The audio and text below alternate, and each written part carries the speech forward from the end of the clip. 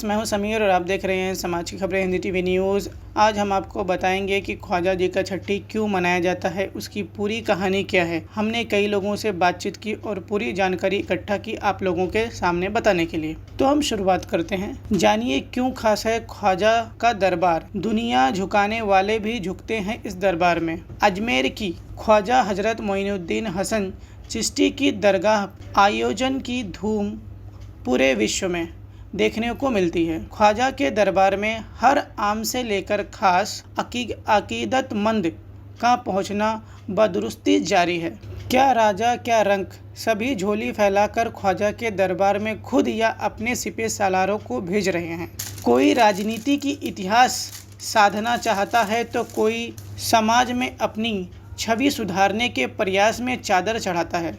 यहाँ तक कि दुनिया के सुपर पावर कहे जाने वाले अमेरिका के राष्ट्रपति ओबामा की ओर से भी उरूस के खास मौके पर खास मखमली चादर ख्वाजा साहब को चढ़ाई गई थी। 2015 में ख्वाजा के दरबार में पहुँचने वालों की फहरिस्त काफ़ी लंबी है। इस फहरिस्त में हर दौर में जो सर कहीं नहीं झुकता वो ख्वाजा के दरबार में आकर झुकता। हिंदुस्तानी इतिहास पर सबसे अमिट छाप छोड़ने वाले मुग़ल बादशाह शहंशाह अकबर पहली बड़ी हस्ती थी जो ख्वाजा के दरबार में पहुंची थी। उसके बाद से तो मानो दुनिया भर में ख्वाजा के दरबार में पहुंचने के होड़ सी मच गई। जहांगीर से लेकर शाहजहां तक, औरंगजेब से लेकर दारा सिकोह तक ने ख्वाजा की दर को बड़े फ़ख्र से चूमा या फिर अपने नाम की चादर यहाँ भिजवाई।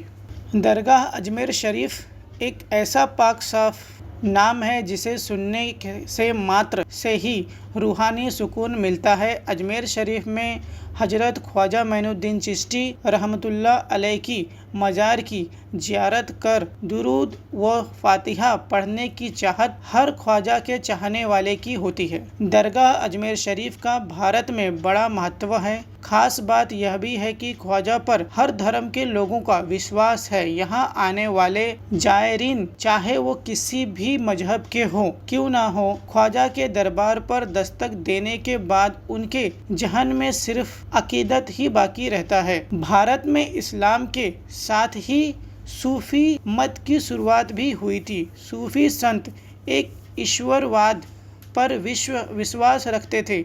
यहाँ सभी धर्म ख्वाजा साहब का जन्म ईरान में हुआ था।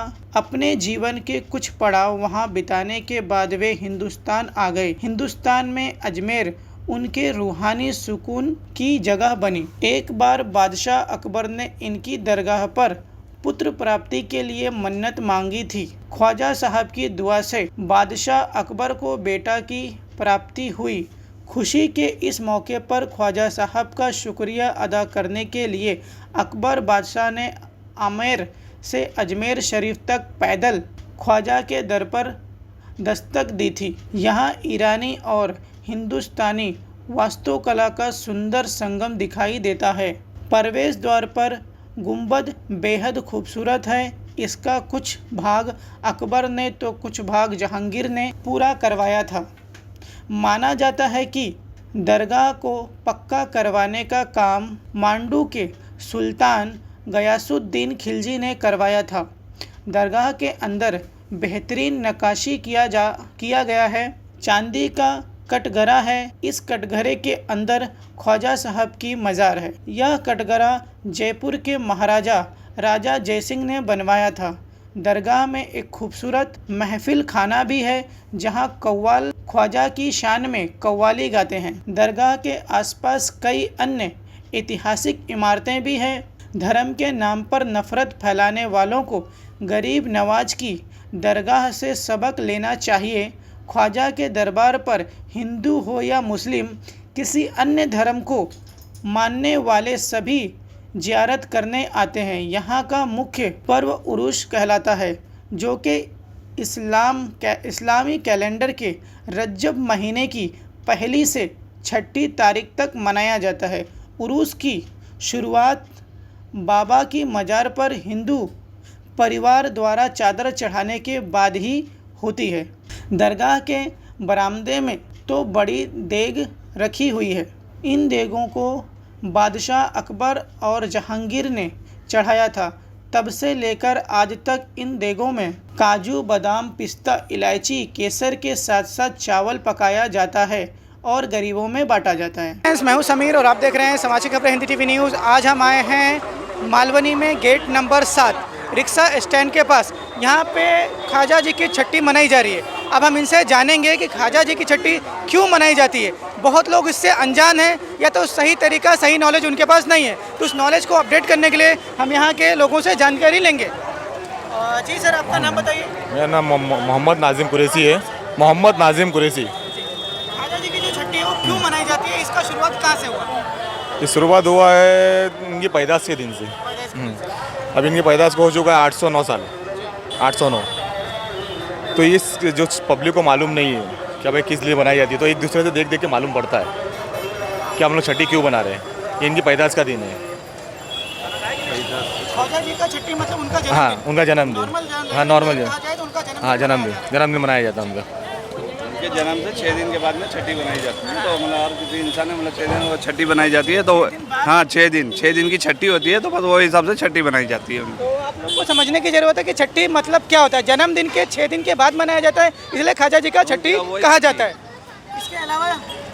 इसके अलावा आगे बोला बस वही छठी बनाई जाती है उनकी। छठी इसलिए हम मनाते हैं क्योंकि वो गरीब नवाज है, सभी को नवाजने वाले। क्योंकि उनकी छठी हम इसलिए मनाते हैं क्योंकि उनके नाम पे जो हम लंगर बांटते हैं, क्योंकि उनके वक्त उन्होंने ना हमारे ना लिए बहुत कुछ किया है कि उन्होंने अपना हिस्से का हमको दिया है।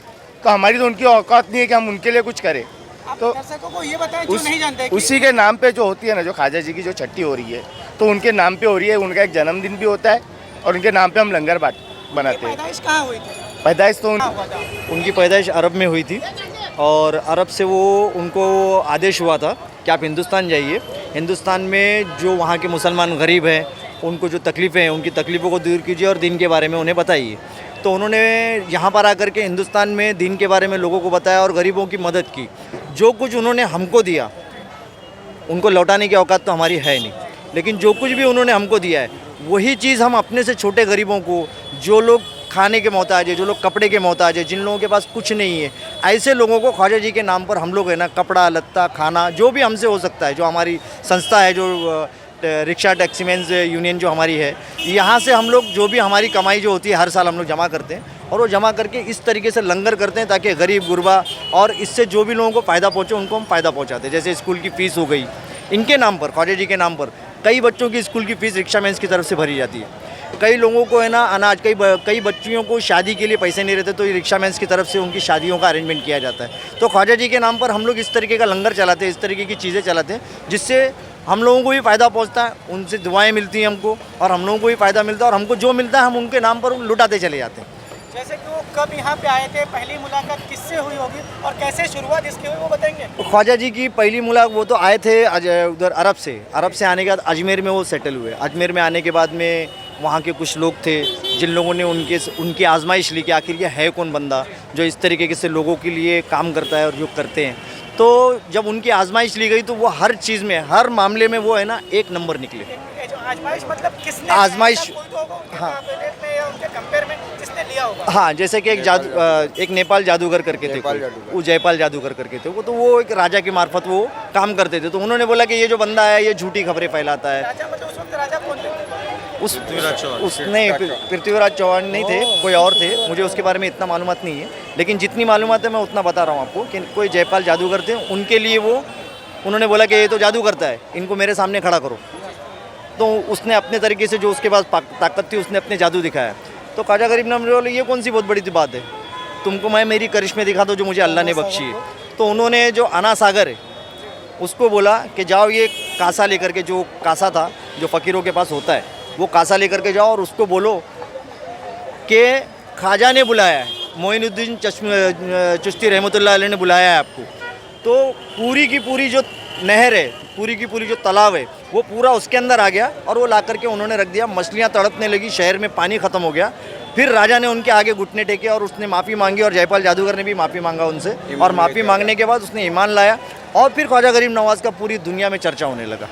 यही उनकी बहुत सारी चीज़ें ऐसी है जो हम लोग अभी ठीक तरीके से नहीं जानते, लेकिन जो भी चीज़ जानते हैं वो हम अपनी संस्था के मार्फत से हम लोग ये करते हैं। समाज की खबरें हिंदी न्यूज़ चैनल को सब्सक्राइब करें, बेल आइकन दबाना ना भूलें। अगर आपको अच्छा लगे तो लाइक और शेयर भी ज़रूर करें। अगर आपको हमारे साथ जुड़ना चाहते हैं, अगर किसी भी तरीके का न्यूज़ या एडवर्टाइजमेंट देना चाहते हैं तो आप हमें इस नंबर पर कॉल करें 7666471110। धन्यवाद।